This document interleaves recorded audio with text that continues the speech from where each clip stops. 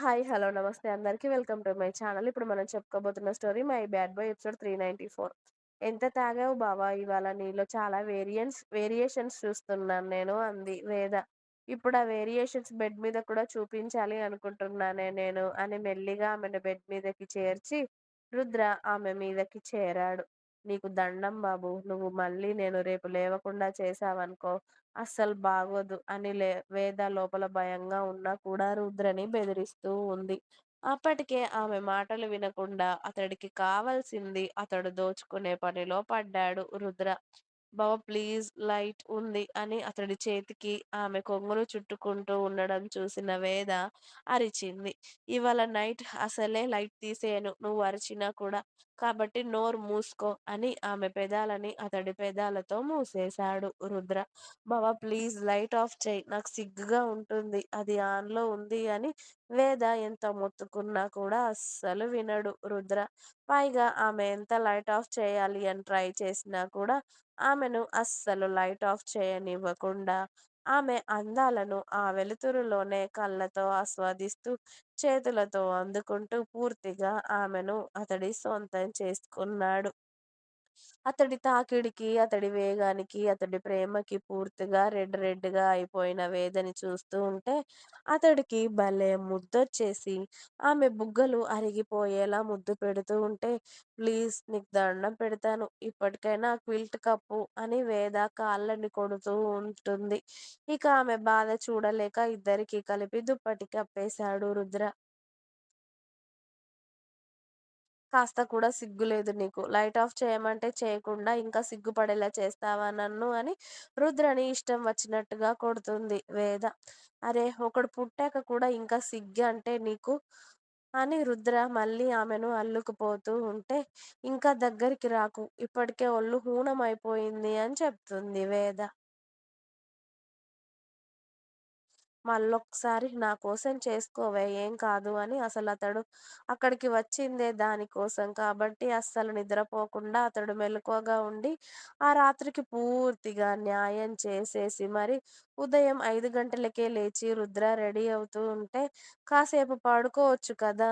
ఇప్పుడు మళ్ళీ నన్నక్కడికి తీసుకెళ్తావా అని ఏడుపు మొహం పెట్టుకొని అడిగింది వేద. వాడు లేచేసరికి మనిద్దరం అక్కడ లేకపోతే వాడు ఇల్లు టాప్ లేపేస్తాడు తెలుసా? పైగా ఒక్కరిని కూడా ప్రశాంతంగా బతకనివ్వడు నీ కొడుకు. కాబట్టి మనం ఖచ్చితంగా వెళ్ళాల్సిందే.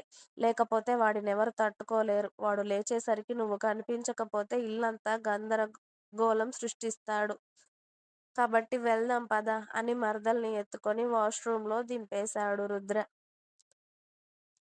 ఈయనకు కావాల్సింది ఈయన తీసేసుకున్నాడు అయిపోయిందిక. నేనెలా చచ్చినా ఏం కాదు. అరె! కాసేపైనా రెస్ట్ తీసుకోకూడదు.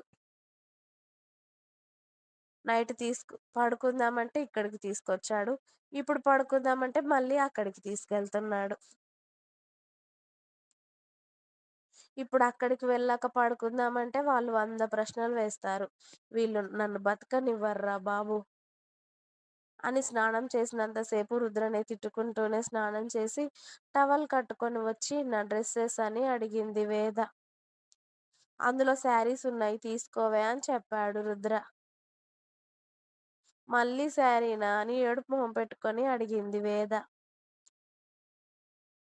ఇక్కడికి డ్రెస్సెస్ ఎక్కువగా తీసుకురాలేదే. శారీ కట్టుకో పర్లేదు టెంపుల్‌కి వెళ్ళి ఇంటికి వెళ్దాం. ఎవరైనా చూసినా టెంపుల్‌కి వెళ్ళొచ్చామని మేనేజ్ చేయొచ్చు అని మనోడు నవ్వుతూ చెప్పాడు. కాస్త కూడా సిగ్గులేదు నీకు అని రుద్రని తిట్టుకుంటూనే రుద్ర ముందే శారీ కట్టుకొని రెడీ అయ్యింది వేద. ఇద్దరూ రెడీ అయి కిందికి వచ్చిన తర్వాత వాళ్ళ తోటలోనే పూసిన పువ్వులను ఆమె జడలో పెట్టి క్యూట్‌గా ఉన్నావే రాక్షసి అని వేద బుగ్గలు లాగి రుద్ర చెప్పినట్టుగానే వెళ్ళేప్పుడు టెంపుల్‌కి వెళ్ళి మరీ ఇంటికి వెళ్ళేసరికి మీనాక్షి గారి చేతిలో మమ్మీ, డ్యాడీ లేరు అని ఏడుస్తూ కనిపించాడు ధీరాబాబు. కొడుకు ఏడుపు వినిపించడంతో వేద పరిగెత్తి ధీరాబాబుని ఎత్తుకొని ఏమైంది నాన్న? ఎందుకేడుస్తున్నావే నా బంగారం? లేదమ్మా మమ్మీ ఎక్కడికి వెళ్ళలేదు ఊరుకో అని అప్పటికే రెడ్‌గా అయిన వాడి ఫేస్‌ని చూసి వేద కోపంగా రుద్రను చూస్తూ ఉంటుంది. వేద చూపులకు రుద్ర దిక్కులు చూస్తూ రుద్ర కూడా వచ్చి కొడుకుని ఎత్తుకొని ఎందుకేడుస్తున్నావురా అని అడిగాడు. ఎక్కడికెళ్లారురా మీరు ఉదయాన్నే? వాడెంతలా ఏడుస్తున్నాడో తెలుసా? రోజు కాస్త 8, 9 గంటల వరకు పడుకునేవాడు. ఇవాళెందుకో ఉదయాన్నే లేచేశాడు అని చెప్పేశారు మీనాక్షి గారు. ఎందుకు లేవడు? వీడు పనున్నప్పుడే లేచి ఇలా గందరగోళం సృష్టిస్తాడని నాకు చాలా బాగా తెలుసు కదా! అందుకే ఇంత ఉదయాన్నే వచ్చేశాను అని మనసులో అనుకున్నాడు రుద్ర. ఏం లేదత్తయ్య. నీ కొడుక్కి దేవుడి మీద భక్తి పుట్టి పొద్దున్నే గుడికి తీసుకెళ్ళాడు. అక్కడికి వెళ్ళే అప్పుడు వీడిని తీసుకెళ్దామంటే పడుకొనున్నాడు. అందుకే తీసుకెళ్ళలేదు అని చెప్పి రుద్ర చేతుల్లో ఉన్న కొడుకుని ఎత్తుకొని, "ఏం లేదు నాన్న. ఎక్కడికి వెళ్ళలేదు కదా! నేను టెంపుల్‌కి వెళ్ళేసొచ్చానమ్మా. ఏడవకు పద" అని మళ్ళీ వాడు నిద్రకి ఏడుస్తూ ఉంటే, "పద" అని చెప్పి ఇంకా కొడుకుని ఎత్తుకొని వాళ్ళ రూమ్‌కి తీసుకువెళ్ళి వాడిని తన పక్కనే పడుకోబెట్టుకొని కొన్ని పాలు పట్టాక గాని వాడు ఏడుపు ఆపలేదు. "కాసేపు పడుకో నాన్న ఏమైనా తీసుకొస్తాను నీకు తినడానికి" అన్నా కూడా వాడు ఊరుకుంటాడా? మమ్మీ ఎక్కడికి వెళ్ళడానికి వీల్లేదు అని చెప్పి వేదని గట్టిగా పట్టుకొని వేదావడిలోనే నిద్రపోతాడు. ఇక కొడుకుని ఇప్పుడు వదిలిపెట్టినా మళ్ళీ మెలకువ వస్తే ఏడుస్తాడు అని చెప్పి వేద కూడా వాడిని వదిలిపెట్టకుండా వాడిని ఎత్తుకొని పడుకుంటుంది. రుద్రబాబు కింద ఉదయాన్నే టెంపుల్‌కెళ్ళామన్నట్టు కలరింగ్ ఇచ్చి పైకొచ్చాడు. అది కూడా కొడుకుకి అలాగే వేదకి టిఫిన్ తీసుకొని వచ్చాడు. ధీరాబాబు పడుకున్నా కూడా ఇక వేద కూడా నిద్రపోతుందని చెప్పి ఆమెకు రుద్రనే తినిపించి వాళ్ళిద్దరిని పడుకోబెట్టి ఆ రోజు రుద్ర కూడా ఆఫీస్‌కి డుమ్మా కొట్టేసి భార్యతో పాటు అతడు భార్యతో, కొడుకుతో పాటు అతడు కూడా నిద్రపోయాడు. దొంగ వెధవలు వాడినిక్కడ వదిలేసి వీళ్ళు షికారు పోయి ఇప్పుడు వచ్చి నాకే కబుర్లు చెప్తున్నారు అని మీనాక్షి గారు ముసిముసిగా నవ్వుకున్నారు. ఆల్రెడీ కోడలి వాలకం తేడాగా ఉండడం చూసి. ఇక నిద్ర లేచిన వాళ్ళు టిఫిన్ తిని, లేవని వాళ్ళు డైరెక్ట్‌గా లంచ్‌కి లేచి లంచ్ చేశారు. పెద్ద బాబుగారు పడుకున్నాక బాబుగారు లేచారు. ఇక చిన్న బాబుని పట్టుకొని వాడికి ఆయిల్ పెట్టి మసాజ్ చేసి, స్నానం కూడా చేయించాక, వాడిని ఎండలో పట్టుకొని తిరగడం, అలా మధ్యాహ్నం వరకు అదే సరిపోయింది మీనాక్షి గారికి. చిన్న బాబుగారి కార్యక్రమాలు అయిపోయాక పెద్ద బాబుగారు లేచి కిందికి వచ్చారు.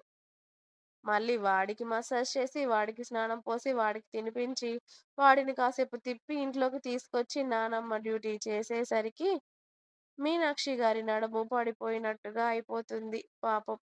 సుధా గారు మీనాక్షి గారిని చూసి, "ఇప్పుడే ఇలా అయిపోతే ఎలా వదినా?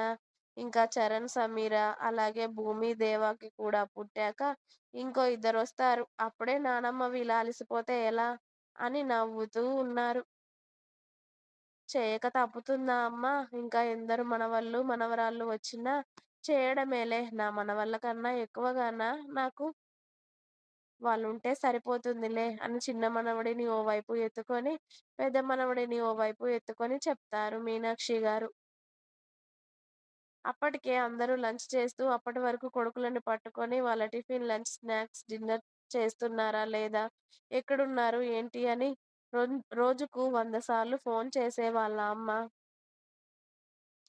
ఇప్పుడు మనవళ్ళు వచ్చాక పూర్తిగా వాళ్ళను వదిలేయడంతో, "నీకు వాళ్ళిద్దరూ వచ్చాక మా మీద ప్రేమ తగ్గిపోయిందిలే మమ్మీ.